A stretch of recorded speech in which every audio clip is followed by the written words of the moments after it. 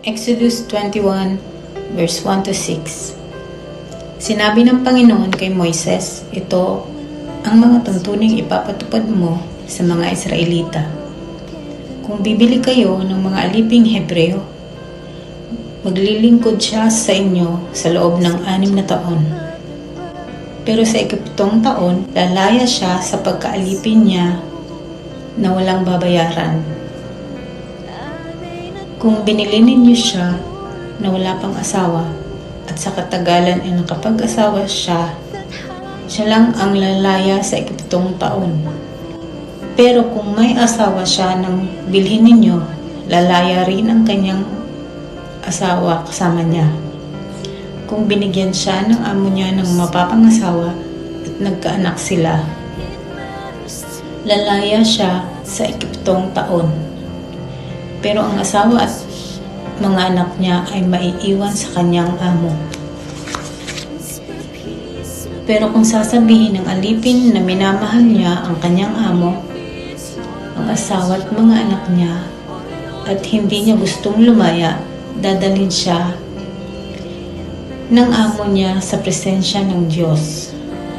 Doon sa may pintuan o hamba ng lugar na pinagsasambahan, bubutasan ng amo niya ang isa sa tainga niya at magiging alipin siya ng amo niya magpakailanman. Amen. Exodus chapter 21 verse 7 to 12. Kapag ipinagbili ng ama ang kanyang anak na babae upang maging alipin, hindi ito palalayain tulad ng aliping lalaki. Ngunit kung ang babae ipinagbili bilang asawa ng kanyang amo, subalit siya ay hindi nito kinaluguran, siya ay maaaring ipatubo sa kanyang mga kamag-anak. Walang karapatan ng kanyang amo na siya ay ipagbili sa mga dayuhan sapagkat hindi ito naging makatarungan sa babae.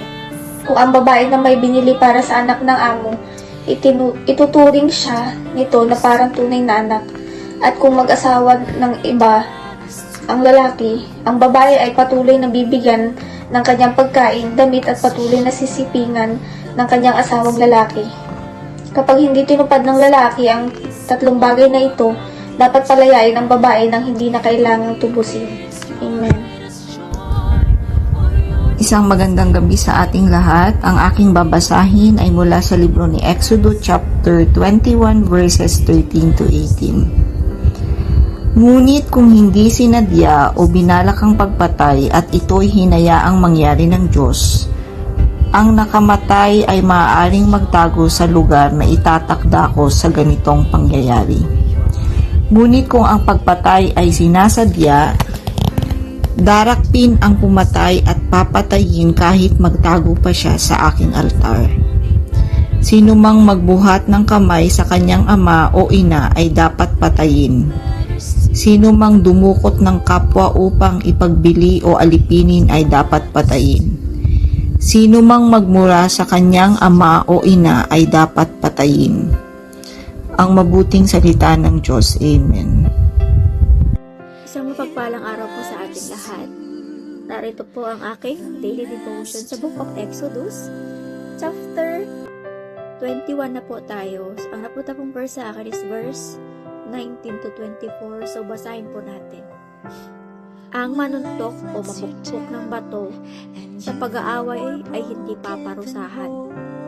Kung ang sinuntok o pinukpok ay hindi namatay at muling nakalakad, kahit nakatungkod, ngunit kung ang sinuntok o pinukpok ay mataray, siya ay aalagaan ng nanakit at babayaran pa ng panahong hindi siya na ipagtrabaho.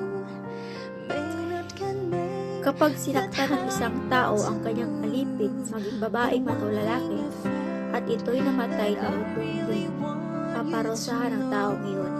Ngunit kung ang alipin ay nabuhay ng 1 o 2 araw, hindi paparusahan ang amo sapagkat kanyang ari-arian ang alipin.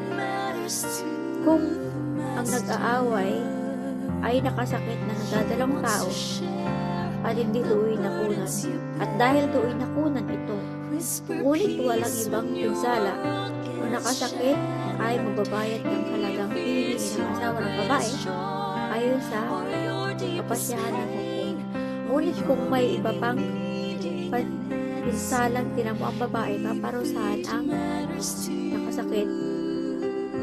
Buhay din ang kabayaran ng buhay, mata sa mata, ngipin sa ngipin, kamay sa kamay, paa sa paa, sunog sa sunog, sugat o sugat, galos sa galos. Magpapalaman po sa aming lahat. Exodus chapter 21, verse 25 to 30. Sunog sa sunog, sugat sa sugat, galos sa galos. Kapag pinalo ng amo ang kanyang alipin, lalaki o babae, at ito'y nabulag, palalayain niya ang aliping iyon bilang kabayaran sa mata nito. Ganoon din ang gagawin kung di mapungi ng amo ang ngipin ng kanyang alipin bilang kabayaran naman sa ngipin nito. Ang pananagutan ng may-ari, kapag ang isang baka ay nanuwag at nakapatay ng amo, abatuhin ang baka hanggang mamatay. Ngunit huwag kakainin ang karne nito. Walang pananagutan ng may-ari ng baka kung ito'y dati na nanunuwag, ngunit pinabayaan pa ng may-ari matapos tawagin ang kanyang pansin. Papatayin ang baka, gayon din ang may-ari. Kapag nakapatay ang baka, gayon man ang lalagyan ng halaga ang buhay ng mamamatay. Babayaran ito ng may-ari at hindi na siya papatayin. Amen. Shalom. Magpalang araw po sa bawat isa.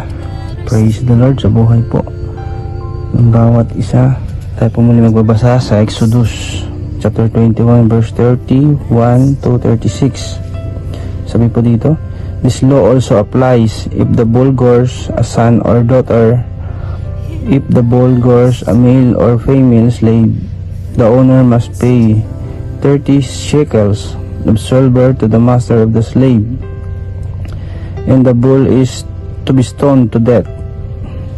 33. If anyone uncovers a feet or digs one and fails to cover it, and an ox or a donkey falls into it, the one who opened the pit must pay the owner for the loss and take the dead animals in exchange.